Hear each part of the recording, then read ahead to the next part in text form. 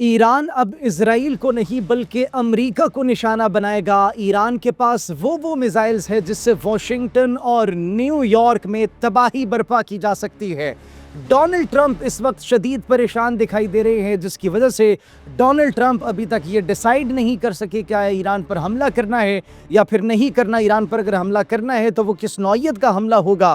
Donald Trump اس وقت تذبذب کا شکار دکھائی دے رہے ہیں، تو دوسری جانب ایران نے اپنی ریڈ لائن ڈرا کر دی ہے۔ ایران کی اس ریڈ لائن ڈرا کرنے کے ساتھ ساتھ جس طریقے سے ایران نے امریکہ کے بحری بیڑوں کو نشانہ بنانا ہے، اب ان بحری بیڑوں کو سمندر برد کرنے کے لیے ایران نے خطرناک ٹیکنالوجی چین کی مدد سے حاصل کر لی ہے، بہت قریب پہنچ چکا ہے۔ وہ کون سی خطرناک ٹیکنالوجی ہے اس پر بات کریں گے۔ روس سے ٹیکنالوجی حاصل کر لی تھی، روس سے ڈیفنس سسٹمز حاصل کر لیے تھے، لیکن اس مرتبہ اسپیسیفکلی بحری بیڑوں کو نشانہ بنانے کے لیے جو ٹیکنالوجی ایران چائنا سے حاصل کرنے والا ہے یا پھر حاصل کر لی ہے، یہ آگے چل کر آپ کو بتائیں گے، اس پر ناظرین بات کریں گے۔ امریکہ کی جانب سے جو ریجیم چینج آپریشن کی بات کی جا رہی تھی وہ ناکام ہو چکا ہے، اور اس حوالے سے ایران کی سٹیٹمنٹ سامنے آئی ہے۔ ایک اور پلاننگ کی جا رہی تھی اور اس پلاننگ کو بھی ایکسپوز کر دیا گیا ہے ایران کی جانب سے۔ وہ جو شخص جو پلان امپلیمنٹ کرنے والا تھا ایران کے اندر مغرب سے رابطے کے لیے، وہ شخص جب پکڑا گیا تو دم دبا کر بھاگنے پر مجبور ہو گیا وہاں سے، اور اپنا تمام تر سامان وہی ایئرپورٹ پر چھوڑ کر بھاگنے پر مجبور ہو چکا ہے۔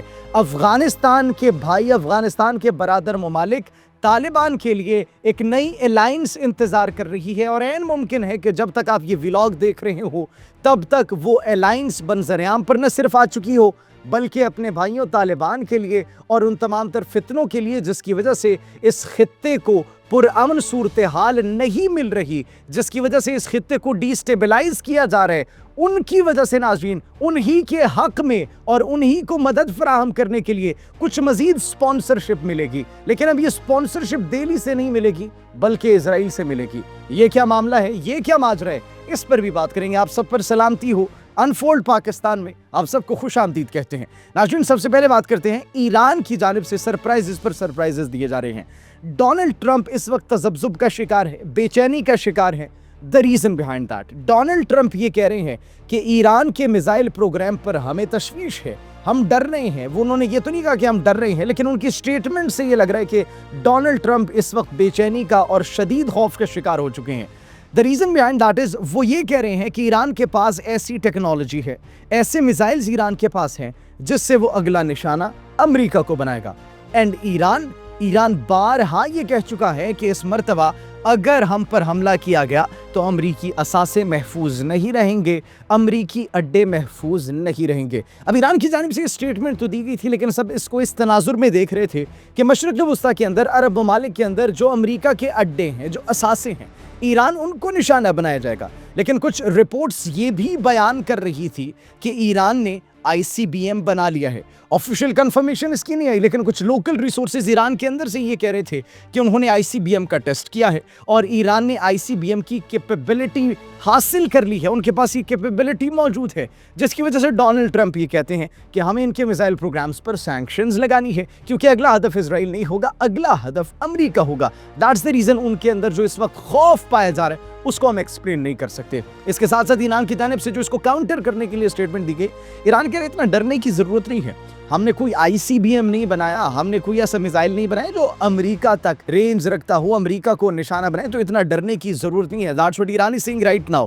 اس کے ساتھ ساتھ ایران نے جو امریکی بحری بیڑے موجود ہیں مشرق وسطیٰ کے اندر، جو کہ ایران پر دباؤ ڈالنے کے لیے لائے گئے تھے، لیکن ان کو نشانہ بنانے کے لیے اب چائنا کی مدد سے ایک خطرناک ٹیکنالوجی حاصل کر لی ہے۔ وہ کون سی ٹیکنالوجی ہے ناظرین؟ وہ ایسی ٹیکنالوجی ہے، وہ سپر سونک اینٹی شپ کروز میزائلز ہیں، جس سے بحری جہازوں کو نشانہ بنایا جا سکتا ہے، جس سے ایئر کرافٹ کیریئرز کو نشانہ بنایا جا سکتا ہے، اور جن سے بحری جہازوں کے دفاعی نظام کو نشانہ بنایا جا سکتا ہے۔ اور تصور کریں اس کی رینج کتنی ہوگی، ایران کے کتنے دور اس وقت امریکہ کے بحری جہاز موجود تھے۔ ہم نے آپ کو اپنے پچھلے کچھ ولاگز میں بتایا تھا، 250 کلومیٹر ایران کے ساحلوں سے دور امریکہ کے بحری بیڑے موجود تھے، اور یہ جو ہتھیار انہوں نے حاصل کر لیے ہیں یا پھر کرنے کے بہت قریب ہے، کیونکہ ابھی اس وقت آفیشیل دفاعی ساز و سامان کی اگر بات کی جائے، دفاعی ڈیلز کی بات کی جائے، दिफाई प्रिपरेशंस की बात की जाए तो उसको हमेशा से पसे पर्दा रखा जाता है, पीछे बैक एंड पे रखा जाता है, क्योंकि अगर पहले ही आप सब कुछ अपना आया कर देते हैं तो फिर दुश्मन उस हिसाब से तैयारी कर लेता है।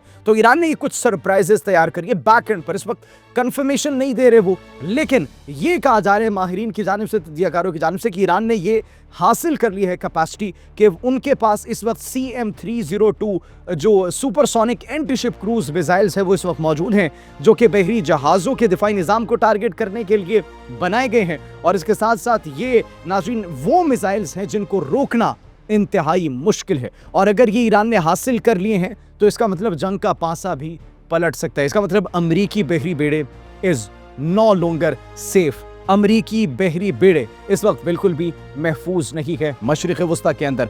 रेड लाइन जो ड्रॉ की है, रिजीम चेंज की बातें की जा रही थी, रिजीम चेंज के लिए अंदर से एहतजाज का सिलसिला दोबारा शुरू किया गया था। 8 जामियात के अंदर एहतजाजों का सिलसिला जो शुरू हुआ था, उस हवाले से ईरानी हुकूमत के तर्जुमान की जानिब से स्टेटमेंट आई है। And what is he saying? He is saying एहतजाज आपका हक है, प्रोटेस्ट इज योर राइट, ये जमहूरियत का हुस्न होता है। प्रोटेस्ट सब जानते हैं, तमाम ममालिक के अंदर प्रोटेस्ट होते हैं, लेकिन उन्होंने कहा कि एक रेड लाइन है, एहतजाज आप करें, रेड लाइन को अबूर नहीं करना। रेड लाइन को अबूर किया गया तो फिर necessary actions will be taken, जो जरूरी होगा वो एक्शंस लिए जाएंगे।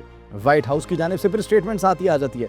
व्हाइट हाउस ये कह रहा है कि सिफारतकारी डोनाल्ड ट्रंप की अव्वलीन तरजीह है, लेकिन ताकत के इस्तेमाल से वो गुरेज नहीं करेंगे। अगर कुछ भी इस तरीके के इक़दामात करने की कोशिश की गई, आवाज़ को दबाने की कोशिश की गई, ट्रंप हतमी फैसला करेंगे। That's what white house is saying right now. Trump हतमी फैसला तो करेंगे, लेकिन ट्रंप इस वक्त खुद बेचैनी का शिकार है, बेयकीनी का शिकार है, खौफ का शिकार है, क्योंकि he doesn't know about the response of Iran and the preparations that Iran is doing right now. तो वो प्रिपरेशंस की वजह से भी ईरान से दूर रह रहे हैं, इज्तिनाब कर रहे हैं ईरान पर हमला करने से। साथ ही साथ नाज़रीन, जो एक सिफारतकार था, डच सिफारतकार, जो हमने आपको बताया एक प्लान और बुरे तरीके से फेल हो चुका है। डच सिफारतकार एयरपोर्ट पर उतरते हैं, उनके पास स्टारलिंक की किट्स मौजूद होती है, सैटेलाइट फ़ोन्स होते हैं, लेकिन जब उनको रोका जाता है, उनकी तलाशी की बात की जाती है, बैग की तलाशी की बात, वो तलाशी देने से इनकार कर देते हैं, मेरी तलाशी ना लो, मैं तलाशी नहीं करने दूंगा तुम लोगों को। जब एयरपोर्ट का अमला उनको रोकता है तो वो वहां से वापस चले जाते हैं, अपना बैग छोड़कर वापस मुल्क छोड़कर चले जाते हैं। और जब वो बैग खोलकर उनके तमाम तर सामान की तलाशी ली जाती है तो उसके अंदर से स्टारलिंक की किट्स और ये सैटेलाइट फ़ोन्स बरामद होते हैं, जिससे ये लगता है कि मज़ीद प्लान्स तैयार किए जा रहे थे, राब्ते बहाल नहीं हो पा रहे, ईरान के अंदर से इस वक्त इंफॉर्मेशन, खबरें मौसूल नहीं हो रही, इसीलिए ये बेचैनी, ये बेयकीनी बनती है। नाज़रीन, अगर बात की जाए तालिबानों की, अगर बात की जाए अफ़गानिस्तान की, वो सरजमीन जो कि इस खित्ते के अमन को ख़राब करने के लिए कोशां है, जो कि पाकिस्तान पर मुसलसल हमले कर रही है, पाकिस्तान के खिलाफ मुसलसल कार्रवाइयाँ कर रही है। तो नाज़रीन, अब उनका बरादर मुल्क जिसको बड़ा पसंद करते हैं, उसके वज़ीर आज़म नरेंद्र मोदी, जो कि बुचर ऑफ गुजरात है, टेमू वर्जन ऑफ नेतन्याहू भी उनको कहा जाता है, नेतन्याहू से मिलने जाते हैं इजराइल, रेड कारपेट से उनका इस्तकबाल किया जाता है। ये तस्वीर आप देख सकते हैं, ये हज़ारों लाखों बच्चों को बेदर्दी से शहीद करने वालों के चेहरों पर मुस्कुराहट आप देख सकते हैं। तो जब तक आप ये व्लॉग देख रहे हो तब तक कोई कन्फर्मेशन भी आ सकती है, खबर आ सकती है, लेकिन ये तालिबान के लिए और अफ़गानिस्तान के लिए एड कोई ना कोई फराहम करने वाले हैं, कोई ना कोई इकोनॉमिक उनके साथ डील या उनको मुआवनत फराहम करने वाले हैं, माली मुआवनत। जिस तरीके से अमेरिका माली मुआवनत दे रहा था, $40 मिलियन पर वीक दे रहा था, और उसको सिक्योरिटी के नाम पर खर्च करने के बजाय उन फितनों के ऊपर लगाया जा रहा था जो कि इस खित्ते को डिस्टेबलाइज करने के लिए इक़दामात कर रहे थे, दिल्ली की स्पॉन्सरशिप पर चल रहे थे, डॉलरों के लिए अपना ईमान बेच रहे थे। अब इज़राइल के साथ साथ भारत, मोदी कश्मीर में जो बुनियादी इंसानी हुकूक की खिलाफ वर्जियाँ करने वाले हैं, गज़ा के अंदर मासूमों का खून बहाने वाले हैं, अब वहाँ से एड आएगी इनको, वहाँ से डॉलर आएंगे इनको।